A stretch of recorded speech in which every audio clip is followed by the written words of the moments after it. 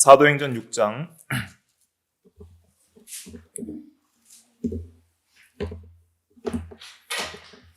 1절부터 6절까지 말씀 다 찾으셨으면 의미를 생각하면서 같이 읽도록 하겠습니다.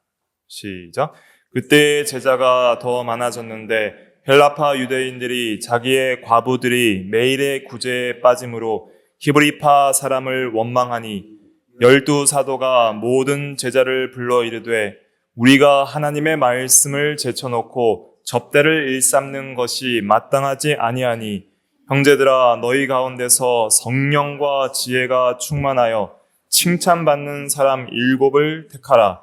우리가 이 일을 그들에게 맡기고 우리는 오로지 기도하는 일과 말씀 사역에 힘쓰리라 하니 온 무리가 이 말을 기뻐하여 믿음과 성령이 충만한 사람 스데반과 또 빌립과 브로고로와 니가노르와 디몬과 바메나와 유대교에 입교했던 안디옥 사람 니골라를 택하여 사도들 앞에 세우니 사도들이 기도하고 그들에게 안수하니라. 아멘.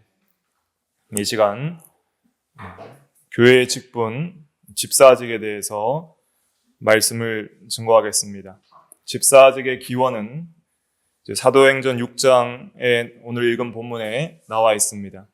초대교회의 집사직분이 이제 처음 세워지는데 초대교회에 제자들이 많아졌습니다. 그리스도인들이 많이 불어나면서 여러 이제 교회에 일들이 생기게 되는데 특별히 초대교회에 어려운 사람들을 구제하는 일들을 힘썼습니다. 헬라파 유대인들이 있었고 히브리파 유대인들이 있었는데 예루살렘 교회는 이제 히브리파 교인들이 많이 있죠.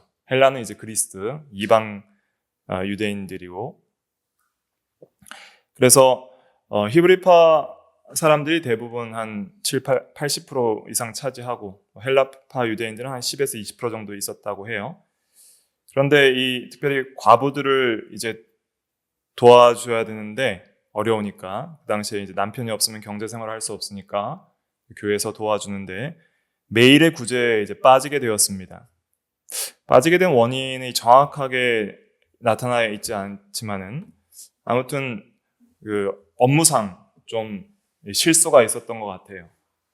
왜냐하면 이제 사람들이 많아지면 사도들이 모든 과부들을 다 살필 수는 없는 것이죠.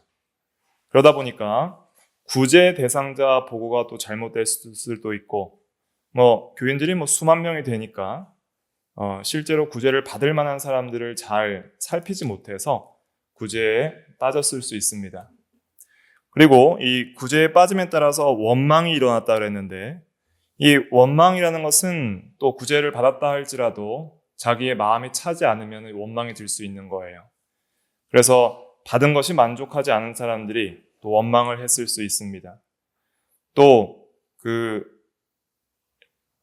이 자기 관점에 따라서 아무리 잘한 것이라도 원망이 들 수 있어요. 예를 들면 예수님께 기름을 부은 이제 마리아가 있잖아요. 마리아가 향유 옥합을 깨서 기름을 부었을 때 유다도 책망하고 이것을 300데나리온에 팔아서 많은 사람을 구제할 수 있는데 왜 이렇게 허비하느냐라고 원망 불평했죠.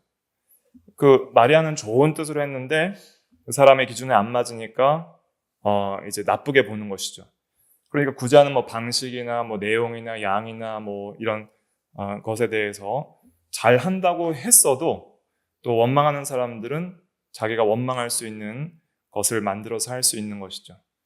또 탕자가 누가복음 15장에 보면 돌아왔을 때 큰아들이 또 원망했죠.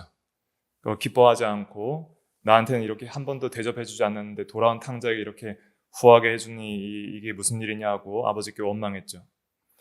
그래서 이런 것을 보면은 우리가 이제 오늘날 이 유형교회 내에도 교회 규모가 커질수록 이런 물질에 대한 다루는 양도 커지게 되잖아요. 사람이 많아지면은 물질을 다루는 양도 커지게 되고 그러다 보면 이제 이 돈이나 물질 문제에 있어서 항상 이렇게 마귀가 시험을 하고 또 시험거리가 생길 수 있다는 것을 생각할 수 있습니다.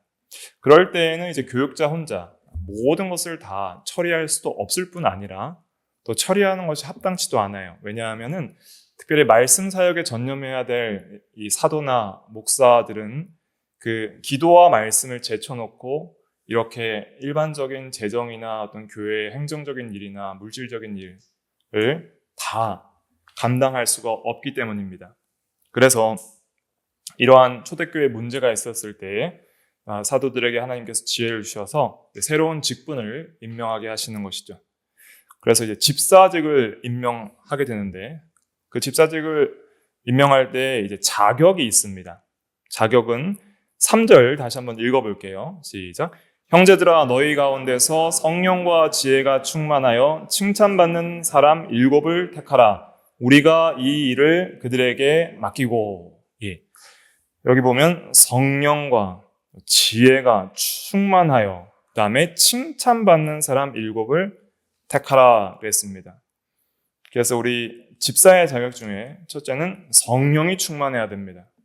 성령이 충만한 사람은 예수 그리스도로 충만하고 또 성경의 진리로 충만하고 그래서 항상 이 성령이 함께하여서 성령의 열매가 맺히는 사람이라 할 수가 있겠죠. 모든 성도들은 다 예수를 믿을 때부터 성령을 받습니다. 성령이 함께하는데 그러나 항상 성령을 동일하게 충만하게 성령에 항상 충만한 인도가 있는 것은 아니에요. 성령 충만이라는 것은 성령의 충만한 인도와 주장을 받는다는 뜻입니다. 그러려면 우리가 믿음으로 예수를 붙잡고 항상 예수를 생각하고 또 성령의 인도를 구해야 되는 것이죠. 그래서 항상 기도로서 성령의 인도를 구하고 예수 그리스도를 붙들고 그래서 항상 마음에 예수가 충만하고 그 다음에 성령은 진리의 영이기 때문에 진리 가운데로 인도하시기 때문에 항상 진리에 충만한 사람이 성령으로 충만한 거예요. 그래서 성령 충만은 지혜 충만이고 예수 충만이고 그리고 모든 믿음으로 예수 그리스도를 붙드는 그런 믿음 안에서 충만하게 될 수 있는 것이죠. 그리고 죄를 떠나는 거룩한 삶 속에서 충만한 은혜의 역사가 있는 것입니다. 그래서 이 성령이 충만한 사람을 선택을 했는데 항상 이 영적인 그러한 면에 있어서 이 신앙적인 면이나 또 신령적인 면에 있어서 정말 하나님이 함께 하시는 사람인지를 보는 것이 중요한 것이죠. 하나님을 항상 사모하고 사랑하고 의지하고 그렇게 기도하는 사람은 항상 하나님의 성령께서 함께 하시고 그 열매가 나타나는 것이죠. 그래서 이제 성령의 열매들을 통해서 이 충만한 정도를 우리가 알 수 있는데 성령의 열매 9가지 뭐죠? 사랑과 희락과 화평과 오래 참음과 자비와 양선과 충성과 온유와 절제 이러한 것들이 잘 나타나는 것을 통해서 성령의 충만한 정도를 외적으로도 확인을 할 수가 있는 것입니다. 그 다음에 좀 지혜가 충만해야 됩니다. 집사님들은 지혜가 충만해야 되는데 지혜는 뭐죠? 지혜는 정말 쉽게 말하면은 잘 사는 법입니다. 잘 사는 법이에요. 지금까지 이제 지혜에 대해서 하나님의 속성할 때는 어떻게 설명드렸냐면 최고의 목적을 위해서 최고의 방법을 선택해서 최고의 결과를 도출하는 능력이 지혜인데 한마디로 잘 사는 법이에요. 그러니까 지식이 많은 사람들은 있지만 지혜 없는 사람들이 있죠. 그러니까 잘 사는 법을 몰라요. 여기서 잘 사는 법은 뭐 잘 먹고 잘 산다 이런 뜻이 아닙니다. 하나님 앞에서 제대로 살아가는 법을 아는 사람을 가리켜요. 그래서 성경적인 지혜는 뭐냐면은 선하게 사는 거예요. 거룩하게 사는 게 잘 사는 법입니다. 그러니까 이 세상 지혜는 이 세상의 관점에서 유도리 있게 이렇게 뱀같이 교활하게 잘 사는 게 잘 사는 거라고 하면은 하나님의 관점에서는 좀 이 세상 사람들이 보기에 되게 미련하고 멍청해 보여도 우직하게 믿고 순종하면서 거룩하게 사는 게 잘 사는 거예요. 영원한 생명을 얻는 길이니까. 그래서 야고보서에서 이 지혜를 가리켜서 뭐라고 했냐면은 이 선한 것이라고 그랬어요. 선한 행실. 한번 찾아볼게요. 히브리서 다음에 야고보서 3장 17절, 18절 같이 읽어볼게요. 시작. 오직 위로부터 난 지혜는 첫째 성결하고 다음에 화평하고 관용하고 양순하며 긍휼과 선한 열매가 가득하고 편견과 거짓이 없나니 화평하게 하는 자들은 화평으로 심어 의의 열매를 거두느니라. 이게 지혜라는 거예요. 이게 지혜인데 첫째 성결하다 그랬죠. 그다음에 선한 열매가 가득하고. 그래서 이 교회 생활에 있어서 지혜는 특별히 믿음 생활에 있어서는 잘 사는 건데 누가 잘 사는 거냐? 돈 잘 벌고 건강하고 세상에서 하여튼 성공하는 게 잘 사는 게 아니라, 물론 어떤 육신적으로도 그런 지혜가 없어서 자기가 실패하는 것도 문제가 있는데 그런 면에서의 지혜를 말하는 것은 아니고요. 첫째 위로부터 난 지혜는 이렇게 성결한 것이다 말하고 있습니다. 그래서 이 교회에서도 이런 면에 있어서 지혜가 충만해야 됩니다. 장로와 목사뿐 아니라 일반 집사님들은 어떻게 사는 것이 하나님 앞에 거룩한 삶이고 믿음의 삶인지에 대한 지혜가 있어야 되는 것이죠. 그래서 성도들에게 원망 불평이 없이 그 모든 성도들의 마음을 하나로 모으고 지혜롭게 또 봉사하고 인도할 수가 있는 것입니다. 그리고 이제 일반적인 사무에 있어서 이런 지혜를 하나님이 주십니다. 일 처리 어떻게 해야 되는지, 재정 관리 어떻게 하고, 교회 관리 어떻게 하고, 건축, 이런 구제, 봉사, 이런 것들, 우리가 이제 주일날 오면 봉사할 것들이 많이 있잖아요. 이렇게 이제 식당 봉사도 하고, 또 여러 성도님들의 병 중에 이렇게 있으면 또 신방도 해야 되고, 이런 모든 면에 있어서 어떻게 하면 좀 더 덕을 세우고 지혜롭게 할 수 있을지, 그러한 일을 잘 처리하여서 원망불평이 없이 시험이 없이 은혜 가운데 일 처리가 되는 그러한 능력, 말, 행동, 이런 것들에 지혜를 주시는 것이죠. 그런 것들이 이제 필요한 것입니다. 그 다음에 이제 칭찬받는 사람이라 그랬습니다. 그래서 사람들에게 칭찬을 받아야지 덕이 세워집니다. 칭찬을 받지 못하면 그 원망불평이 더해지겠죠. 그러나 칭찬받는 사람들이 하나님의 일을 잘 해나가면 많은 사람들의 본이 되고 또 덕이 되고 또 원망불평이 또 사라지게 되는 것입니다. 이렇게 이제 일을 좀 맡아서 할 때에 사도들은 기도와 말씀 사역에 힘을 쓸 수 있게 되었고, 그러므로 말미암아 교회가 7절에 보면 하나님의 말씀이 점점 왕성하여 예루살렘에 있는 제자의 수가 더 심히 많아지고 허다한 제사장의 무리도 이 도에 복종하니라 그랬습니다. 그래서 이제 이 온 무리가 기뻐하여서 7 집사를 택하고요.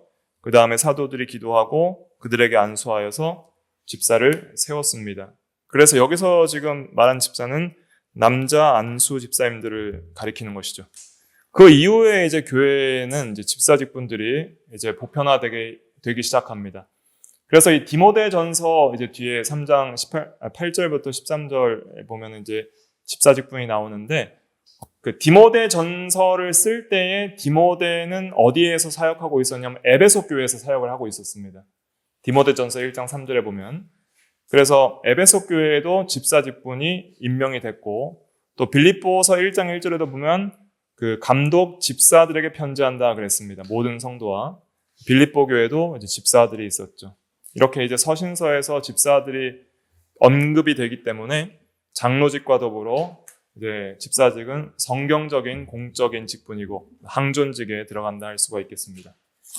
그 다음에 어원적 고찰 1페이지 마지막부터 보면은 집사는 디아코노스입니다. 그래서 하인, 고용인 이런 의미도 있는데, 2페이지 넘어가서 보시면 집사는 마치 종이 자신의 주인을 섬기거나 시중들기 위하여 서두르고 부지런한 사람을 말하는데, 특별히 이 주님의 종으로서 주님의 일에 부지런히 봉사하는 사람, 살람이 아니라 사람입니다. 사람이 집사다 할 수가 있겠습니다.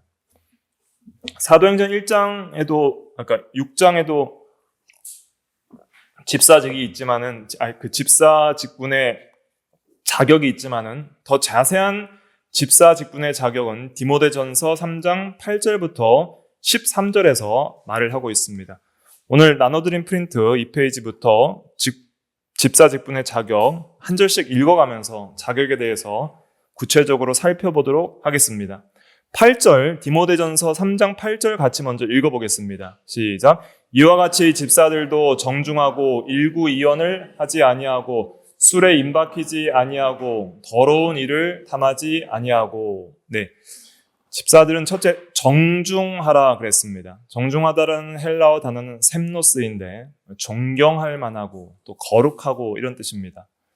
하나님의 성품을 많이 닮아서 사람들 사이에서 그 성품이 드러나는 삶을 정중하다라고 표현하는 것입니다.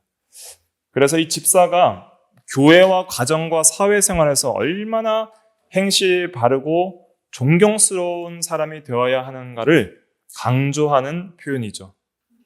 그래서 교회에 원망 불평이 나지 않으려면 집사님들은 이렇게 존경할 만한 그러한 사람이 되어야 되고 본으로서 모범을 보여야 하는 것입니다. 그 다음에 이제 집사 직분의 중요한 또 자질은 첫 번째로 이 일구이연하지 아니하고 그랬습니다.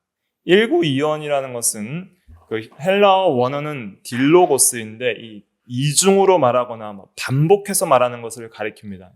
똑같은 것을 두 번, 세 번 반복하거나 이런 말 했다 저런 말 하는 바꿔서 말하는 것도 일구이연이고요. 똑같은 말을 계속 말하는 것도 일구이연입니다. 이걸 좀 자세하게 살펴봐야 되는데 왜냐하면 집사직이 이제 성도들과 밀접한 관련을 맺고 성도의 사생활을 잘 파악할 수 있는 직분이기 때문에 이 면을 굉장히 강조해서 서두에 말을 한 겁니다. 첫 번째, 방거로 1번에 보면 말에 절제가 없거나 다른 사람의 이야기를 널리 퍼뜨리는 것을 일구이연이라고 합니다. 집사들은 이렇게 가난한 자를 돕고 영적으로, 정신적으로, 육체적으로, 사회적으로 연약한 사람을 섬기는 일을 함으로써 이 주의 몸된 교회를 잘 세워나가게 됩니다. 이렇게 하다 보면 이제 교우들의 어렵고 힘든 사정들을 잘 알게 되죠. 사실은 집사님들이 교우들의 어렵고 힘든 사정을 잘 파악해서 기도해주고 또 잘 도와줄 수 있는 역할들을 하시는 겁니다.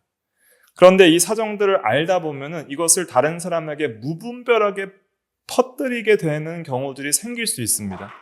그렇다 보면은 시험에 들게 되는 것이죠. 그래서 무엇보다도 집사는 언어의 절제가 있는 사람이 되어야 하는 것입니다. 남의 사생활에 있어서 약하거나 또 다른 사람이 알기에 좀 부끄러운 일들은 절대 얘기하지 않는 언어의 절제자가 되어야 하는 것이죠. 목사와 장로도 마찬가지입니다.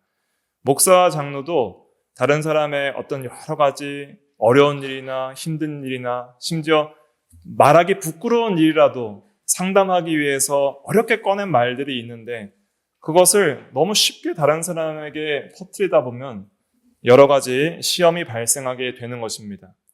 심지어 아내에게까지 중요한 비밀은 말하지 않고 지킬 수 있는 사람이 되어야 하는 것이죠. 그 다음에 두 번째 방가로 2번에는 일구이연이란 이 사람에게 이 말하고 저 사람에게 저 말하는 것 혹은 어제 한 말과 오늘 한 말이 다른 경우도 해당합니다. 그러니까 이 사람하고 얘기할 때 어떤 두 사람이 원망불평이 생겼어요. 두 사람이 좀 사이가 안 좋았어요. 이 사람한테 가서 얘기 들어줄 때는 저 사람을 편들지 않고 이 사람 편 들어주고 또 이 사람이랑 얘기할 때는 저 사람 편 안 들고 또 이 사람 편 들어주고 그러니까 이 사람한테 좋게 저 사람한테는 저 사람에게 좋게 말을 하고 또 말도 사람에 따라서 맥락에 따라서 또 비위를 맞추기 위해서 이 말 저 말 하는 그것은 일구이연에 해당하다 할 수가 있겠습니다. 그 다음에 이 일구이연하게 되는 또 중요한 이유 중에 하나는 무엇이냐면 확실한 지식이 없이 말을 해버리는 거예요. 한 사람 말만 듣고 다른 사람 말도 들어보지도 않고 또 전체적인 그 맥락이나 상황이 있잖아요. 상황. 그러니까 어떤 일이 일어났을 때 그 한 일만 볼 게 아니라 전체 상황 속에서 어떻게 그 일이 일어날 수밖에 없었는지에 대한 이해가 없이 그냥 자기가 마음대로 평가하고 안 좋게 이렇게 말을 할 경우에는 나중에 모든 사건들의 정황들이 다 드러났을 때는 굉장히 말이 바뀌는 경우들이 있는 것이죠. 그렇기 때문에 어떤 확실한 지식이 없이는 말을 하는 것을 삼가해야 한다 하는 것을 우리가 잘 깨달아야 하는 것입니다. 그 다음에 이제 거짓말을 하거나 정확하게 말하지 않는 것, 혹은 사실을 부풀려 과장하거나 또 축소시키는 것, 이런 것들이 다 일구이연입니다. 그래서 우리가 성도들이 재미를 위해서 농담 섞인 말을 할 때에도 과장하거나 축소시켜서는 안 되고요. 또 악의를 가지고 사실을 왜곡하는 것은 더 악한 것이죠.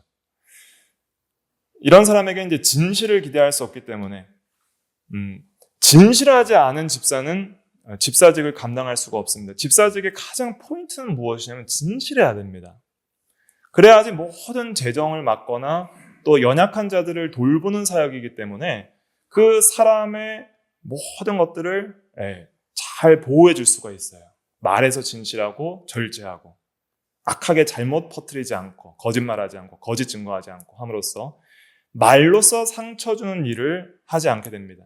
그런데 오늘날 교회에서 보면은 상처받는 것 중에 대부분이 집사님들이 구역 예배를 드리거나 이 집 저 집 다니면서 다른 사람에게 좋지 않은 말들을 함으로써 온통 시험에 걸리게 하는 일들이 있는 것이죠. 그래서 이러한 것들을 철저하게 조심해야 되는 것이 집사직분의 사명이라 할 수가 있겠습니다. 또 말만 하고 행동에 옮기지 않는 것도 일구이연이죠. 이렇게 하겠다 해놓고선 하지 않는 것, 이런 것이 일구이연이라 할 수 있겠습니다. 그래서 결국 진실해야 되는데 이런 문제도 우리가 다 부족하죠. 저도 이렇게 하겠다고 해놓고서 못하는 경우들이 많이 있거든요. 능력도 모자르고 또 때로는 잊어버리기도 해서 못하는 경우들도 있죠. 그러나 이런 문제들도 성령의 은혜로 극복될 수 있습니다. 성령께서 함께 하시고 은혜 주시면은 더 진실하고 또 절제하며 또 참 능력 있는 그러한 일을 할 수 있는 은혜를 주시는 것이죠. 그 다음에 이 일구이연에 대해서도 성도가 한번 약속을 했으면 지켜야 됩니다. 지켜야 되는데 못 지킬 수도 있는 거예요. 그러니까 처음에 말을 경솔하게 약속했는데 이 경솔하게 한 약속이라면은 못 지킬 수도 있고 또 지키면 안 되는 경우도 있어요.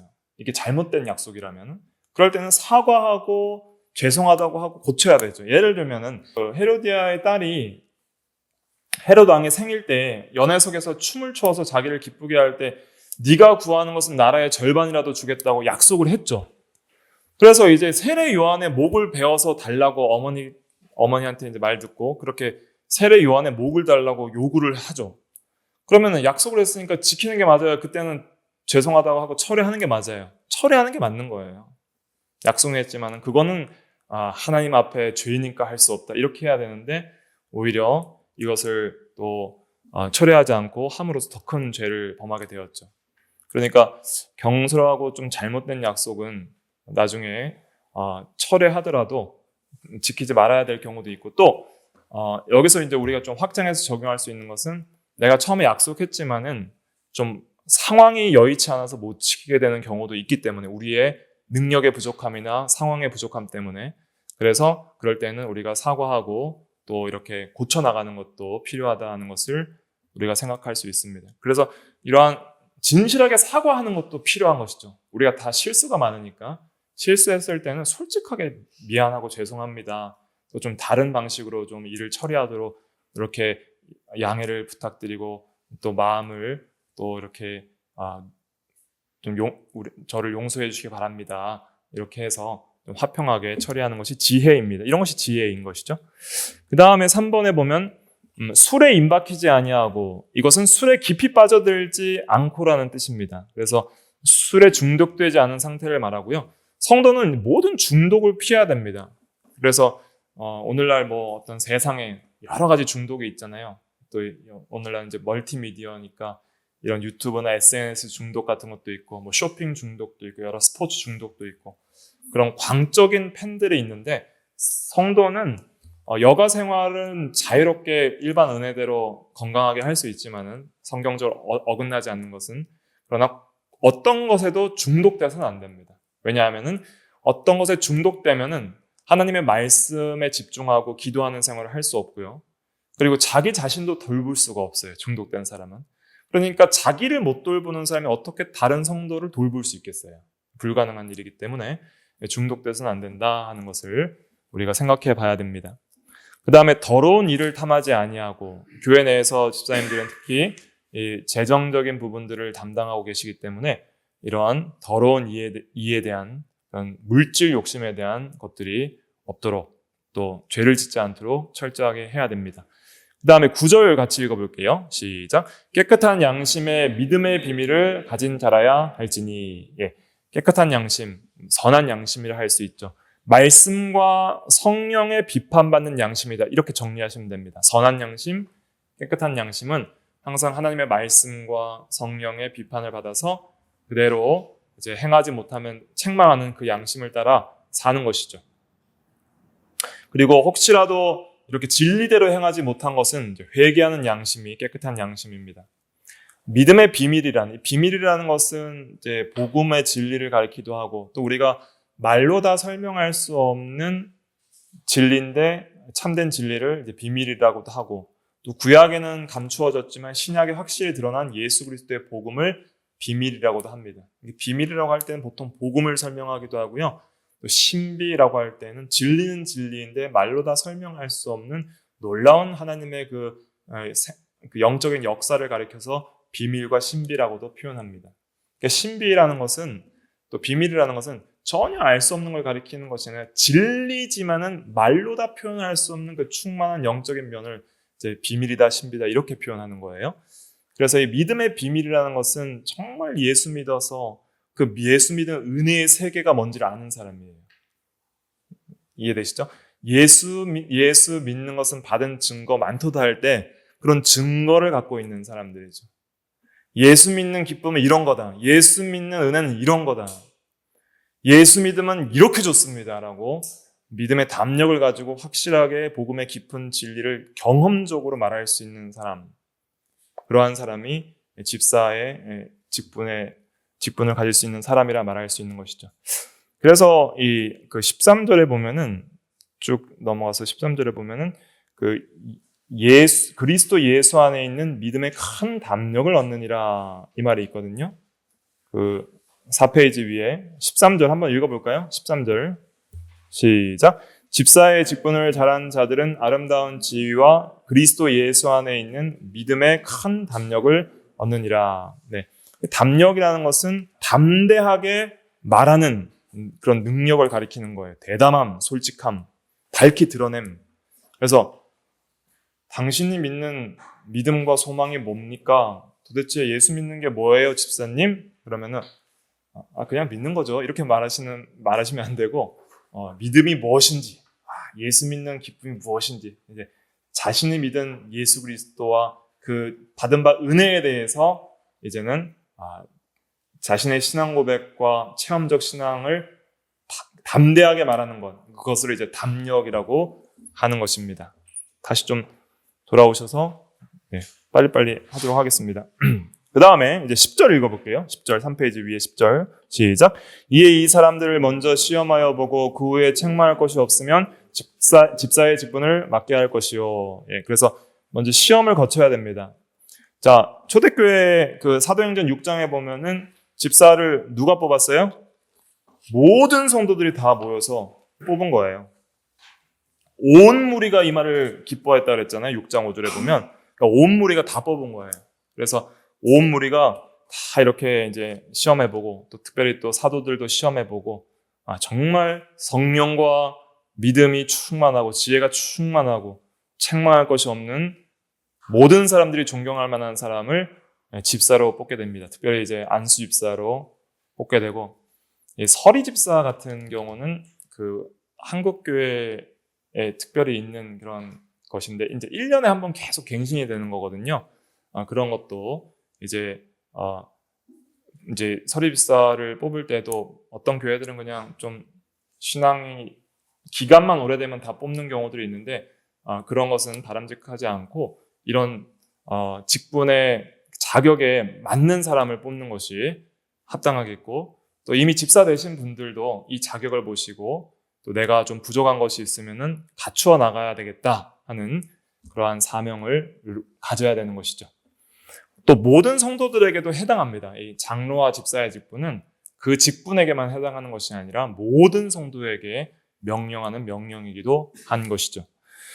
그 다음에 11절, 이제 여집사님들에 대한 교훈도 이제 같이 들어간다, 이렇게 보시면 됩니다. 11절, 시작. 여자들도 이와 같이 정숙하고 모함하지 아니하며 절제하며 모든 일에 충성된 자라야 할지니라. 이 여자들도 돼 있으니까 여자 집사에도 해당이 되는데, 특별히 정숙하고, 그래서 좀 말 많이 하고, 소란스럽지 않고, 특별히 남자들도 말 많으신 분이 있지만 특별히 여자들이 또 모여서 말을 하는 것을 좋아하기 때문에 좀 말에 있어서 실수가 없도록 좀 정숙한 면이 있어야 되고요. 모함하지 아니하며 다른 사람 욕하고 비방하면 안 된다는 것입니다. 절제하며 하지 않아야 될 것을 하지 않고 해야 할 것을 하는 것, 이게 절제입니다. 그 다음에 모든 일에 충성된 자다. 맡긴 일을 해내는 것이 충성된 겁니다. 맡긴 일을 해내는 것. 그런 사람은 이제 믿을만하다, 이렇게 표현을 하죠. 그 다음에 12절 읽어볼게요. 시작. 집사들은 한 아내의 남편이 되어 자녀와 자기 집을 잘 다스리는 자일지니. 4페이지. 그래서 한 아내의 남편, 이것은 또 남자 집사에 해당하지만 남녀 공동입니다. 한 아내의 남편, 그러면 여자 집사님은 한 남편의 아내가 되겠죠. 그래서 부부 생활이 순결해야 된다는 뜻입니다. 가정적으로 본이 돼야 됩니다. 또 자녀와 자기 집을 잘 다스리는 자라 그랬습니다. 그러니까 목사, 장로뿐 아니라 집사들도 자녀와 자기 집을 잘 다스려서 성도들의 본이 될 수 있도록 해야 된다고 말하고 있습니다. 이러한 집사 직분을 잘한 이들은 아름다운 지위를 얻게 되고요. 하나님 앞에서. 그 다음에 그리스도 예수 안에 있는 믿음의 큰 담력을 얻습니다. 이 직분을 잘하면은 그 예수 믿는 믿음의 큰 은혜들을 경험하게 됩니다. 왜냐하면 집사님들의 직분은 그리스도의 몸으로서 몸된 교회를 위하여 헌신하는 것입니다. 그렇게 헌신을 하다 보면 오늘 오전 예배 때에도 예를 들기를 새로운 신자가 오면은 이렇게 인정해주고 이렇게 품어줌으로써 그리스도의 사랑을 전한다 그랬잖아요. 그러니까 예수 그리스도께서 몸된 교회를 위하여 죽어주신 그 희생과 사랑의 은혜를 집사로서 성도들을 위해서 자기를 내어주면서 희생하고 시간과 또 힘과 물질을 희생함으로써 생명을 주는 거예요. 교회에게. 그럴 때에 그리스도 안에 있는 놀라운 그 구속의 은혜를 더 깊이 있게 이해하고 경험적으로 이해하는 것이죠. 주의 몸된 교회를 사랑하면서 그러면서 이런 믿음의 큰 담력, 그 체험적인 신앙들이 생김으로 진리를 증거할 수 있는 신앙 고백들이 생긴다는 것입니다. 그 다음에 마지막으로 헌법적 규칙을 살펴보고 마치겠습니다.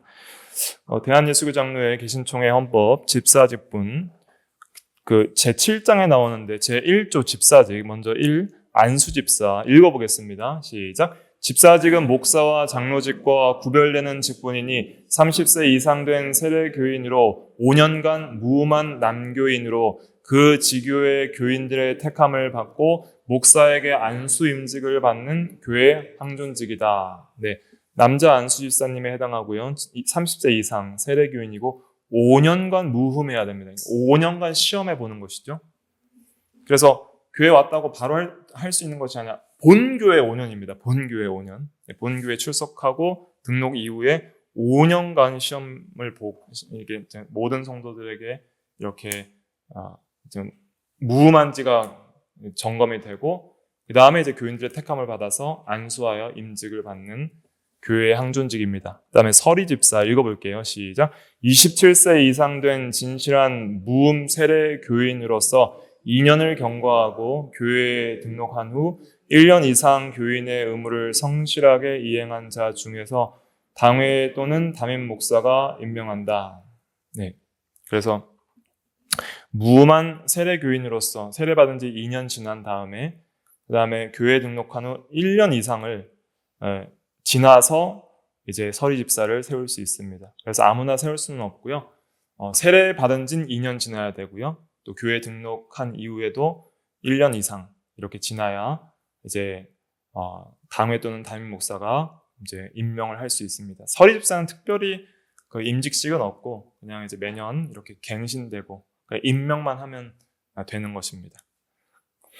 그 다음에 제2조 집사의 자격 읽어보겠습니다. 시작. 집사는 선한 명예와 진실한 믿음과 지혜와 분별력이 있어 존숭을 받고 행위가 복음에 합당하며 그 생활이 다른 사람의 모범이 될 만한 자 중에 선택한다. 봉사적 의무는 일반 신자의 마땅히 행할 본분인즉 집사된 자는 더욱 그러하다. 네. 그래서 믿음과 지혜가 충만한 사람 뽑으라 그랬죠. 성령이 충만한 사람. 분별력이 있어야 됩니다. 그리고 좀 존숭, 좀 존경을 받고요. 행위가 좀 복음에 합당하고 모범이 되는 사람. 이런 사람이 집사가 되는 것입니다. 그러니까 이렇게 살펴보면 참 직분의 자격이 보통이 아니죠. 그죠? 네. 집사님도 그렇고 장로님도 그렇고 목사도 그렇고요. 정말 이 최고의 자격을 갖춰야 된다 말하고 있습니다. 이 자격에 비해서 우리 모든 사람들은 다 부족합니다. 저도 부족하고 완벽한 사람은 없지만 그래도 그리스도를 본받아서 우리가 좀 더 완벽해질 수 있도록 그렇게 계속 노력하다가 천국 가는 거예요. 그러니까 그리고 외적으로는 이렇게 좀 인정받을 수 있도록 그렇게 힘을 써야 되겠습니다. 그 다음에 제3조 집사의 직무 같이 읽어볼게요. 무슨 일을 하는지 시작. 집사의 직무는 목사와 장로와 합력하여 빈핍 곤궁한 자를 권고하고 환자와 갇힌 자와 고아와 모든 환난당한 자를 위문하되 당회 감독 아래서 행하며 교회에서 수금한 구제비와 일반 재정을 수납 지출한다. 네. 그래서 이 초대교회 때 과부를 구제했던 것처럼 오늘날도 이제 어려운 사람들 신방하고 또 환자들 돌보고 또 여러 어려운 사람들이 있으면 위문하고 이런 일들을 하는 것입니다. 목사가 다 모르기 때문에 우리 집사님들이 기도도 해주고 뭐 이렇게 카톡도 보내주고 전화도 해주고 어려운 사람 물질적으로도 챙겨주고 그렇게 해주시면은 하나님의 교회가 잘 세워져 나가게 됩니다. 그래서 제가 다 못해도 집사님들이 이렇게 하셨다는 얘기 들으면은 너무 감사한 거예요. 이렇게 참 이렇게 하나님께서 이 은혜로 집사님을 통해서 또 어려운 성도들을 돌보셨다니 참 감사합니다. 이런 기쁨과 감사가 나오게 됩니다. 그래서 우리 집사님들의 사명이 큽니다. 그래서 이 다른 성도를 섬기는 것은 예수님 섬기는 거예요.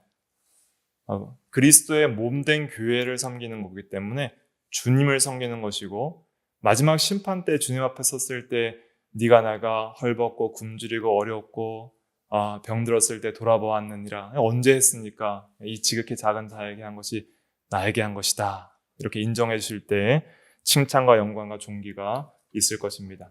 이러한 사명을 가지고 또 잘 우리가 서로 같이 해나가도록 해야 되겠습니다. 기도하겠습니다.